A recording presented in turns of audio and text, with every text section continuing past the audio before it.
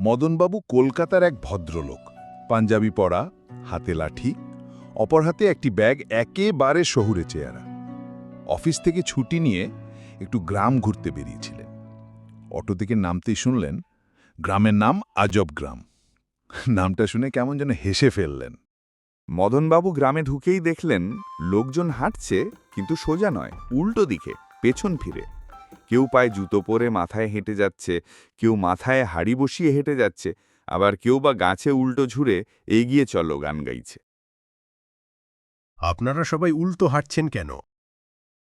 আরে এটাই তো সোজা হাঁটা, তুমি উল্টো হাঁটছ। মদনবাবু থতমত খেয়ে নিজের হাঁটা নিয়ে সন্দেহে পড়ে গেলেন। হঠাৎ এক চায়ের দোকানের সামনে মদনবাবু দেখলেন এক ভদ্রলোক চা মাথায় ঢালছে। আরে আপনি এটা কি করছেন? দেখতে পারছ না বাপু, মাথা ঠান্ডা করছি। আর আপনি এরকম উল্টো করে কথা বলছেন কেন? মদনবাবু কিছু বুঝতে না পেরে মাথা চুলকাতে চুলকাতে চলে গেলেন। একটা মাঠে দেখলেন বিশাল ভোজ চলছে, কিন্তু সবাই খাচ্ছে ভীষণ অদ্ভুতভাবে। ভাত খাওয়ার বদলে গায়ে মাখছে, মাছের ঝোল দিয়ে মাথায় তেল দিচ্ছে, আর পায়েস খাওয়ার বদলে ছড়িয়ে দিচ্ছে মাটিতে। এইসো বাবা, খেতে বসো। কি খাবো? এই যে ডালটা দিয়ে চুল আছড়াও, তরকারি দিয়ে দাঁত মাজো। মদনবাবু ভয়ে কাঁপতে কাঁপতে বললেন। আরে এ যে ঝাল ঝাল লাউয়ের চচ্চড়ে। সবাই হেসে গড়াগড়ি। গ্রামের হাটে ঢুকে দেখলেন মানুষ গরু কিনছে না, গরুই মানুষ কিনছে।